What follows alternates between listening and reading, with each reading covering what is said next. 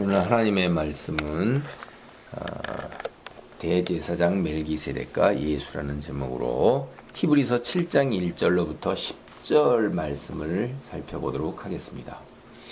예수님께서 천국 복음을 전파하시면서 하나님의 권능을 힘입어 놀라운 표적을 보이셨습니다.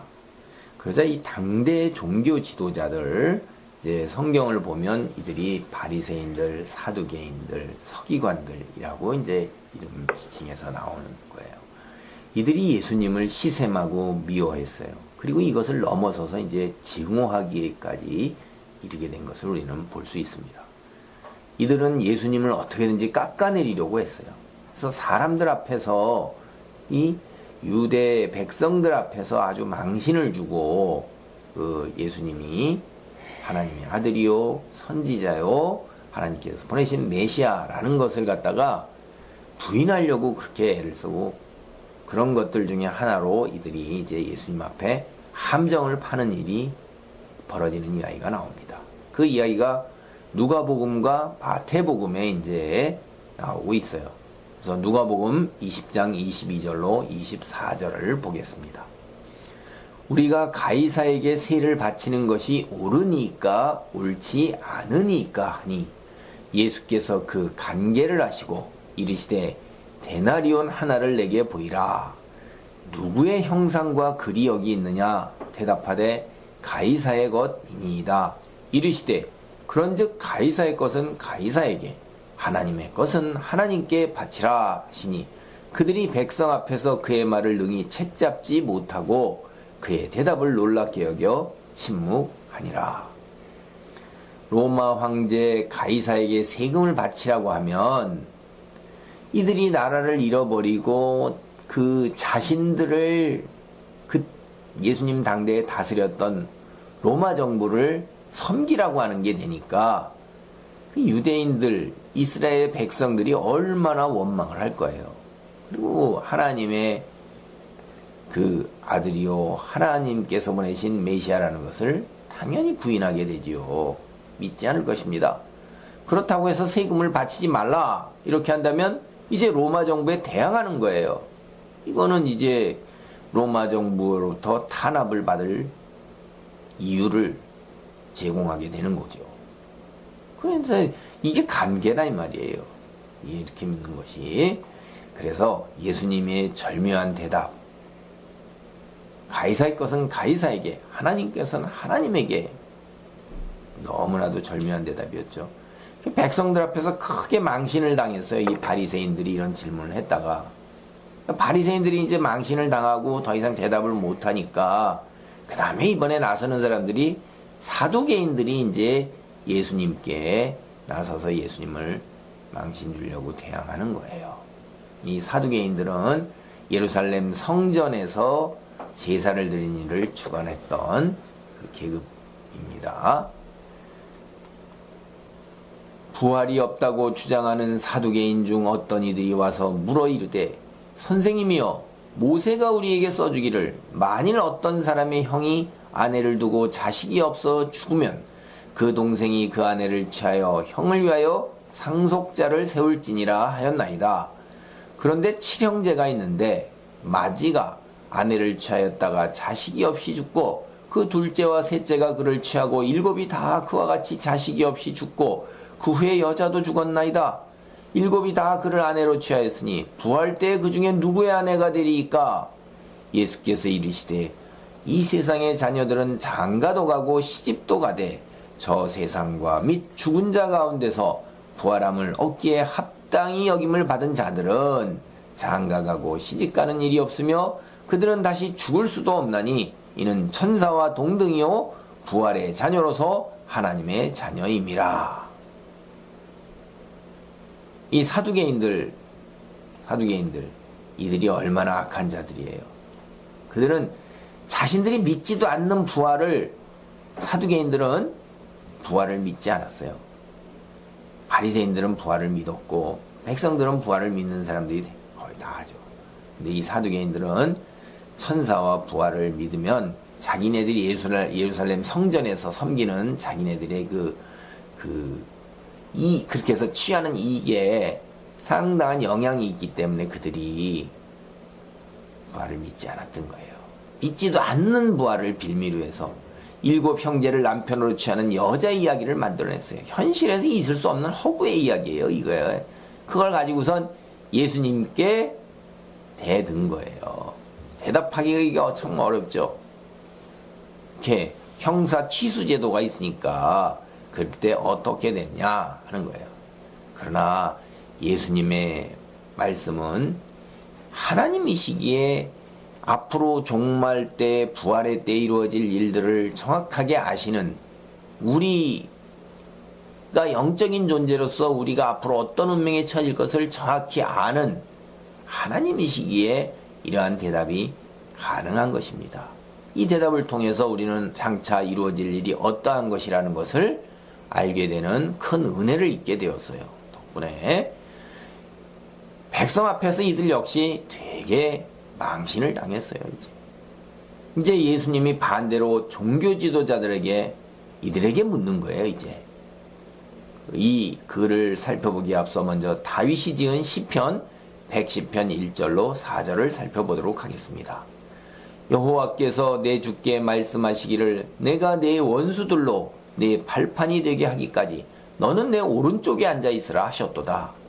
여호와께서 시온에서부터 주의 권능의 규를 보내니니 주는 원수들 중에서 다스리소서.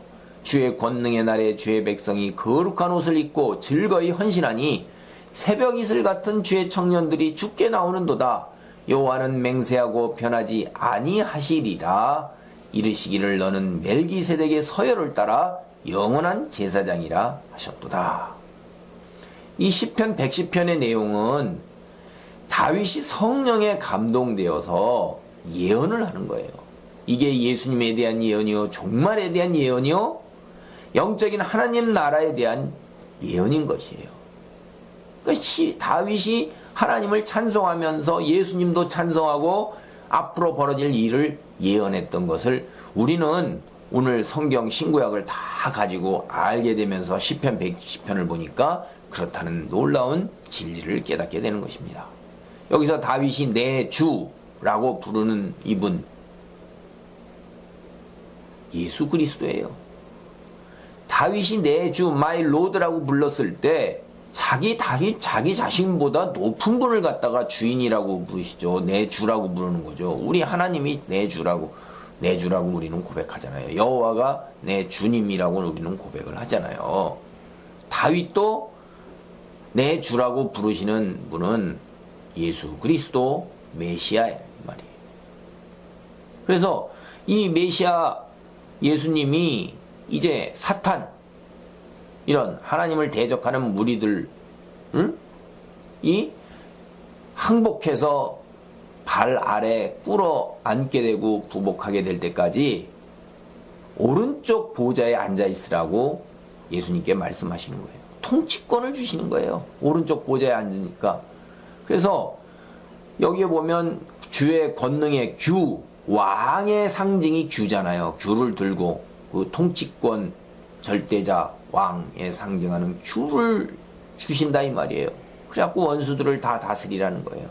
주의 권능의 날에 마지막 심판 때, 종말의 때에 주의 백성이 이제 거룩한 옷을 입고 하나님께 나오고 주의 청년들도 나오는 거예요. 그래서 여호와께서 뭐라고 예수님께 이르냐면 너는 멜기세덱의 서열을 따라 영원한 제사장이라 하셨도다. 말이 예수님께 그렇게 말씀을 하시는 거예요. 멜기세덱의 서열을 따라서 영원한 제사장이라는 것을 말씀을 하시는 것입니다.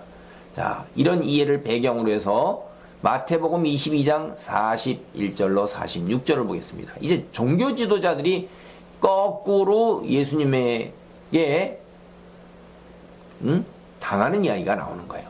이제 바리새인들이 모였을 때 예수께서 그들에게 물으시되 너희는 그리스도에 대하여 어떻게 생각하느냐? 누구의 자손이냐? 대답하되 다윗의 자손이니이다. 이르시되 그러면 다윗이 성령에 감동하여 어찌 그리스도를 주라 칭하여 말하되 주께서 내 주께 이르시되 내가 내 원수를 내 발 아래 둘 때까지 내 우편에 앉아 있으라 하셨도다 하였느니라. 다윗이 그리스도를 주라 칭하였은즉 어찌 그의 자손이 되겠느냐 하시니 한마디도 능히 대답하는 자가 없고 그날부터 감히 그에게 묻는 자도 없더라.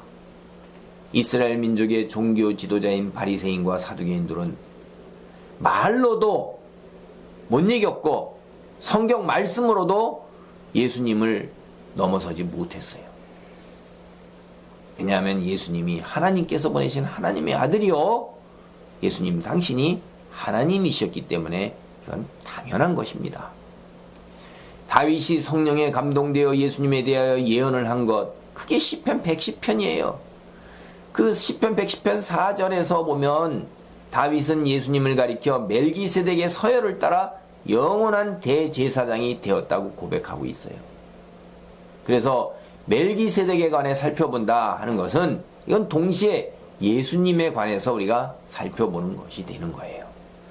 예, 이 오늘 본문 여기에서도 멜기세덱에 초점을 맞춘 것 같지만 사실은 멜기세덱의 그러한 이야기 속에서 예수님이 그러하시다는 것을 말하고자 하기 위해서 그러는 거예요. 성경에 나오는 멜기세덱, 구약 성경에서는 시편 110편 그리고 창세기 14장 18절 이 두 곳에서 나오고 있어요.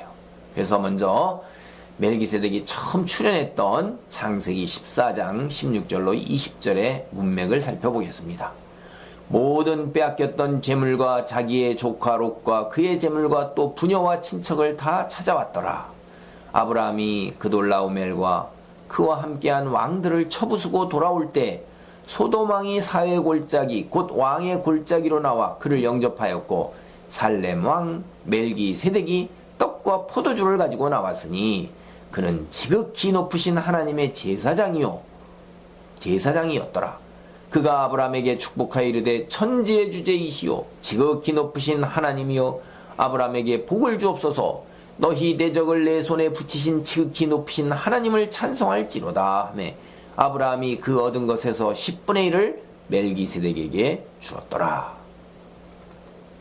아브라함은 하나님의 말씀에 순종하여 부모님과 함께 살던 하란 땅을 떠나서 유프라테스 강을 건너 가나안으로 이주하였습니다. 이때 조카 롯도 아브라함을 따라 나섰어요. 이렇게 함께 살다가 조카 롯이 그 주변의 왕들에게 잡혀가자 아브라함은 이들을 물리치고 롯을 구하여 돌아오는 이야기가 바로 지금 읽은 성경의 이야기입니다. 이때 소돔 왕도 자기가 이 왕들을 대적했다가 패했어요.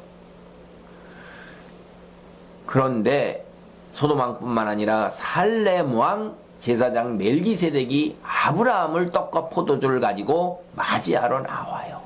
그러면서 아브라함을 축복하고 하나님께 기도를 드리는 내용입니다. 여러분, 우리가 한번 성경을 잘 읽어봐서 알고 있는 사실을 다시 되돌이켜 보세요.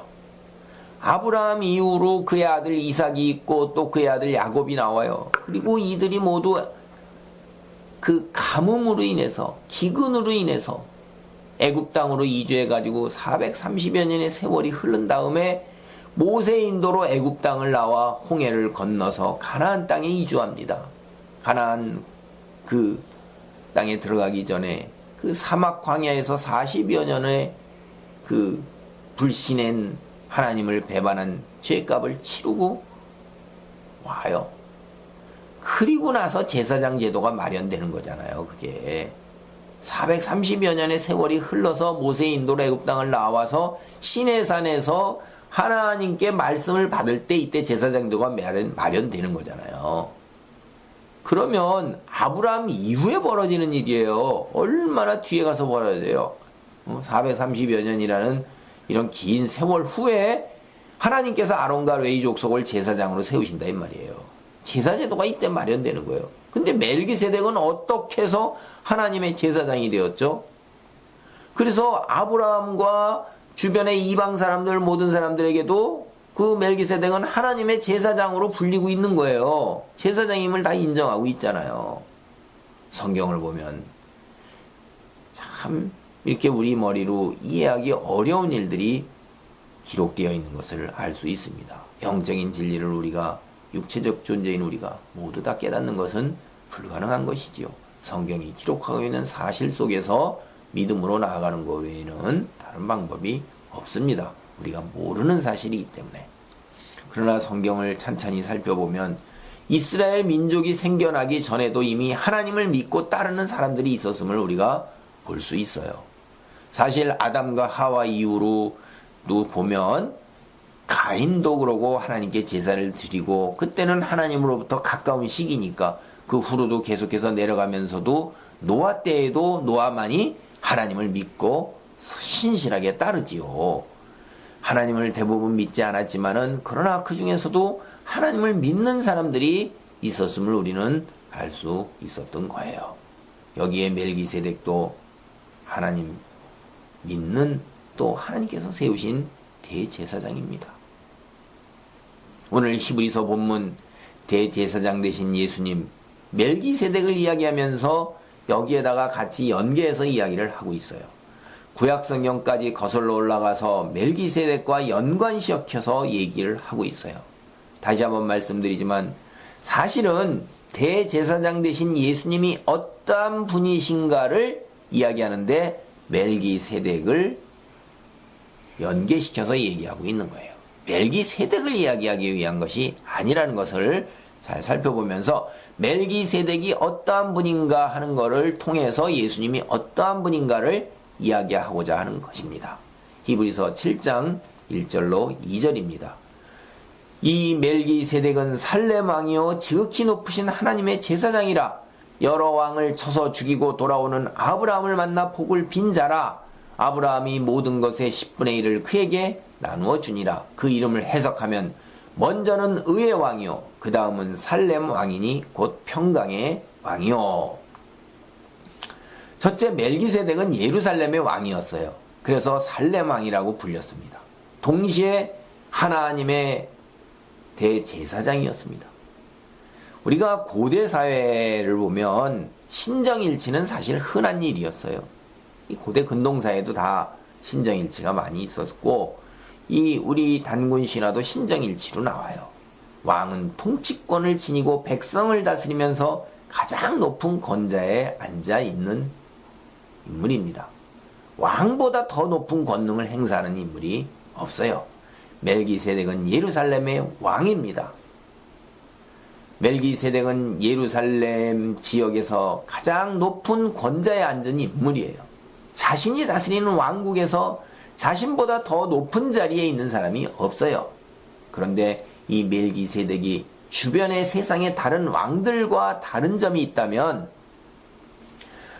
하나님이 임재하시는 특별한 곳이 예루살렘이에요. 그 예루살렘의 왕이라는 거예요. 예루살렘 하나님이 임재하시는 하나님의 성전이 있는 곳입니다. 성전에서만 하나님께 제사를 드릴 수가 있는 거예요. 그런데 제사를 드리기 위해서는 당연히 제사장이 있어야죠. 제사장만이 하나님께 제사를 드릴 수 있기 때문에 그런 거예요. 이런 관점에서 제사장은 이 세상에서 하나님의 대리자, 하나님께 나아가도록 우리를 연결시켜주는 하나님의 사람이라고 말할 수가 있는 거예요. 멜기세덱은 예루살렘의 왕이며 동시에 하나님의 성전이 있는 곳인 예루살렘의 대제사장이 되었습니다. 대제사장이라는 말은 하나님께 의인으로 인정을 받는다는 거예요. 하나님께 의인으로 인정을 받는 왕, 이분이 멜기세덱이에요. 그리고 우리가 살렘이라는 이 말은 히브리 인사말 오늘 우리가 샬롬 하는 말 마찬가지 말이에요. 그래서 이게 우리말로 평강이라는 뜻을 나타내고 있잖아요. 그래서 예루살렘을 다스리는 멜기세덱은 동시에 또한 평강의 왕이라고 불리는 것이에요. 멜기세덱의 반차를 따르는 예수님 역시 왕이시며 대제사장이십니다. 하나님의 그 시편을 보면 하나님께서 직접 세우신 보좌 우편에 앉으신 왕이세요. 통치권을 주신 왕이셔요. 그리고 인류의 죄를 속하기 위해 대제사장으로 하나님께서 세우셨어요. 멜기세덱의 서열을 따라서 멜기세덱의 반차를 따라서 대제사장으로 하나님께서 세우시고 그 세우심을 그대로 성취하시기 위해서 하나님께서 이 세상에 내려 보내셨어요. 하나님의 아들임에도 불구하고 이 세상에 오신 것을 우리는 성경을 통해서 다 압니다. 시편 110편 4절에서 다윗은 성령의 감동으로 장차 앞으로 이뤄질 예수님께서 대제사장으로 세우심을 입게 될 것을 예언한 거예요.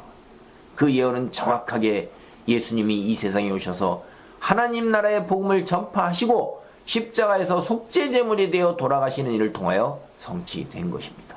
이 일을 통해서 예수님은 대제사장으로 세우심을 온전하게 입으셨어요. 다시 말씀을 드리면 예수님은 의의 왕이시며 평강의 왕이십니다. 우리 그리스도인 예수님을 믿는 믿음으로 의인이 되는 거예요. 예수님을 믿는 믿음으로 말미암아 의인이라고 하나님께서 선언하시는 것. 우리가 결코 우리 자신의 행위로 하나님께 의인이라고 인정받을 수가 없어요. 오직 의의 왕 되신 예수님을 믿는 믿음으로 의인이 될 수 있는 거예요. 우리는 누굽니까?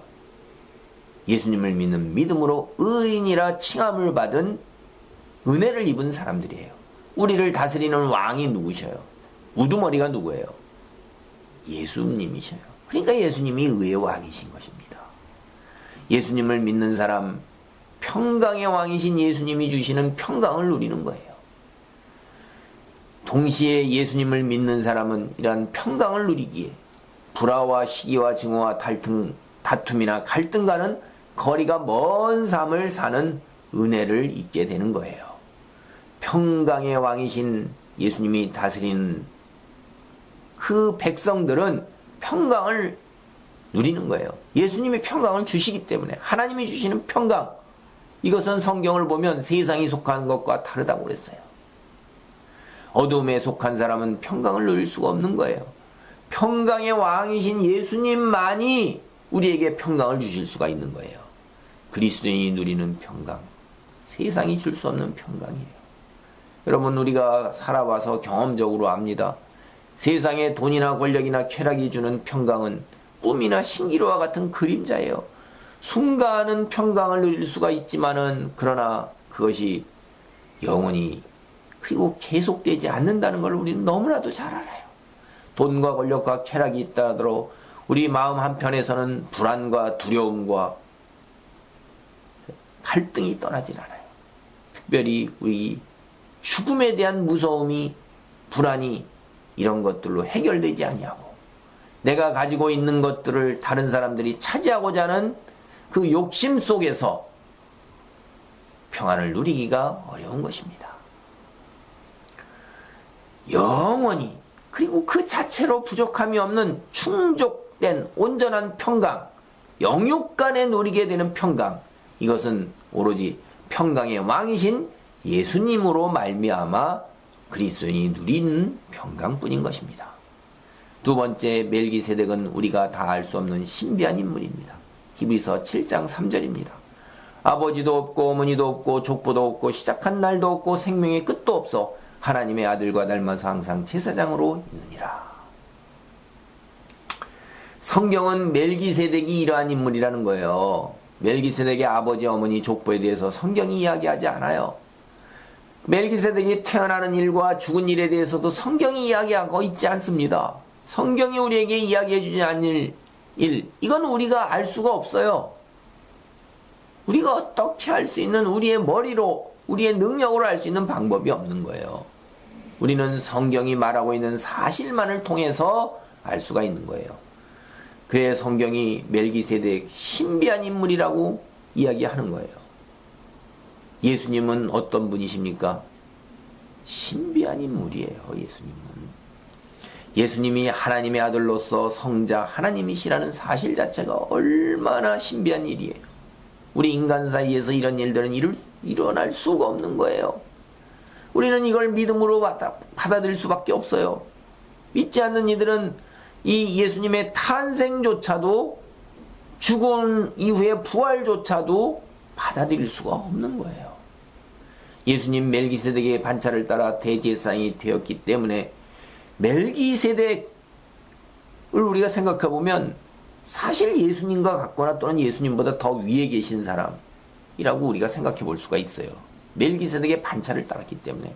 아론의 반차를 따라서 레위 족속 그의 후손이 제사장과 대제사장이 돼요.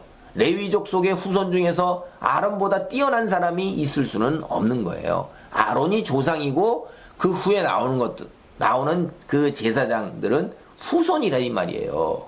레위 족속의 후손 그 누구라 조상 아론의 뒤에 있는 후손이라는 걸 제가 다시 말씀드리는 거예요.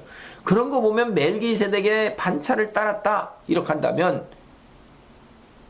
예수님과 어떤 서열의 관계가 있으며 어떤 관계, 누가 더 높은 사람이고 더 위에 있는 사람인가 하는 것을 생각을 해보세요. 멜기세덱이 단순히 육체를 지닌 우리와 같은 인간이란다면 예수님은 우리 인간의 반차를 따르는 인간이 되는 거예요. 그러나 복음서를 보면 분명히 예수님의 신비한 탄생이 성령으로 잉태되어 인간의 모습으로 이 세상에 오신 하나님의 아들이요 성자 하나님이시라는 걸 알 수가 있어요. 예수님이 이 세상에서 태어나는 과정 자체가 우리 인간으로서는 받아들이기 어려운 너무나 놀라운 신비의 과정이에요. 또 예수님이 십자가에 돌아가신 후에 부활 승천하셔서 지옥으로 하강하셔서 사흘 있다 다시 오셔서 부활하고 그 다음에 승천하셨다는 이야기. 이 생명이 끝나는 과정이 너무나 신비해서 우리는 믿을 수가 없는 거예요. 세상 사람들은. 우리 성령이 우리의 눈을 띄워주기 전에는 우리는 절대 이 사실을 믿을 수가 없어요. 이런 점에서 신비하다는 것에서 멜기세덱 역시 또한 그러합니다. 다시 말씀드리는데 오늘 본문이 멜기세덱의 신비에서 출발해서 결국은 예수님의 출생과 죽음이 매우 신비하다는 것을 이야기하는 거예요. 이 신비한 것이 결국 뭐죠? 우리 인간과 다르다는 거예요. 인간의 모습으로 오셨지만 인간이 아닌 신이라는 것, 하나님의 아들이라는 것을 이야기하는 것입니다. 그래서 영원히 대제사장이라는 거예요. 돌아가시지 않는 거예요. 우리는 죽지만 예수님은 영생 동안, 영원한 시간 동안에 대제사장이에요. 우리가 믿는 예수님, 하나님께서 세우신 영원한 대제사장이십니다. 셋째, 멜기세덱은 우리가 믿는 믿음의 조상 아브라함보다도 우월한 인물이에요. 우리의 믿음의 조상이 아브라함이라는 것 우리도 영적으로 얼마나 감사하고 기뻐하고 그 다음에 우리가 자긍심을 갖고 있어요. 그 멜기세덱은 그분보다 아브라함보다도 더 우월한 인물이에요. 히브리서 7장 4절로 10절이 그 이야기를 증거하고 있습니다. 이 사람이 얼마나 높은가 생각해보라. 우리 조상 아브라함이 노량물 중 10분의 1을 그에게 주었느니라. 레위의 아들들 가운데 제사장의 직분을 받는 자들은 율법을 따라서 아브라함의 허리에서 난 자라도 자기 형제인 백성에게서 10분의 1을 취하라는 명령을 받았으니 레위 족보에 들지 아니한 멜기세덱은 아브라함에게서 10분의 1을 취하고 약속을 받은 그를 위하여 복을 이뤘나니 논란의 여지 없이 낮은 자가 높은 자에게서 축복을 받느니라. 또 여기는 죽을 자들이 10분의 1을 받으나 저기는 산다고 증거를 얻은 자가 받았느니라. 또한 10분의 1을 받는 레위도 아브라함으로 말미암아 10분의 1을 바쳤다고 할 수 있나니 이는 멜기세덱이 아브라함을 만날 때 레위는 아직 자기 조상의 허리에 있었습니다. 여러분, 이 이야기가 무슨 이야기예요? 아브라함의 후손이 이제 누가 됐어요? 레위 족속의 제사장이 됐어요. 그리고 자기 형제들에게 10분의 1을 받아요. 그리고 이 레위 제사장도 하나님께 다시 어떻게 돼요? 10분의 1을 또 드려요. 멜기세덱이 아브라함보다 우월한 이유 세 가지를 이야기하는 걸 우리가 크게 여기서 찾아볼 수 있어요. 첫째, 아브라함이 멜기세덱이 11조를 드렸다는 사실이에요. 헌금을 드리는 자와 헌금을 받는 자 중에서 헌금을 받는 자가 더 높은 사람이에요. 이게 오늘 본문에서 하는 이야기예요. 11조를 드린 아브라함보다도 11조를 받은 멜기세덱이 높은 사람이라는 거예요. 둘째로 축복을 베푼 사람이 축복 기도를 받는 사람보다 높은 사람인 것입니다. 교회에서 목사님에게 축복 기도를 받는 것을 생각해 보면 우리가 이해해 갈 수 있어요. 하나님 앞에 섰을 때 그렇다는 얘기를 하는 것입니다. 하나님께서 세우신 사람이라는 관점에서 그렇다는 거예요. 계급이 아니라는 얘기입니다. 우리가 안수집사, 권사, 장로, 목사 임직 받을 때 안수 기도를 합니다. 그때 안수 기도를 해주는 목사님이 하나님 앞에 설 때 더 신앙의 선배라는 거예요. 우리가 이걸 생각해 보면 축복을 베푼 사람 멜기세덱이 축복 기도를 받은 아브라함보다 높다 하는 것을 이해할 수가 있어요.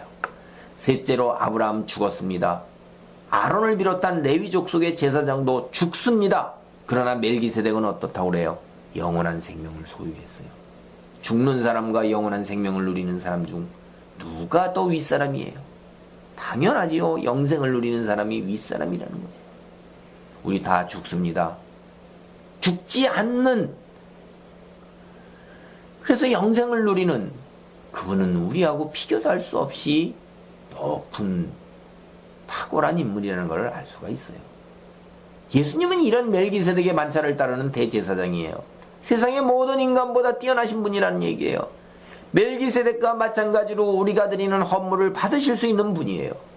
성도들을 위해서 축복과 영생을 베풀 수 있는 분이에요.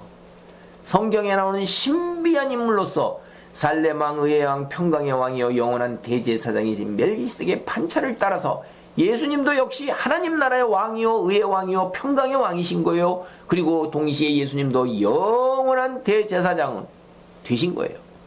우리를 영생으로 인도하시는 분이셔요. 그래서 한마디로 우리가 믿는 예수님, 하나님의 아들이시요 동시에 하나님이시라는 것입니다.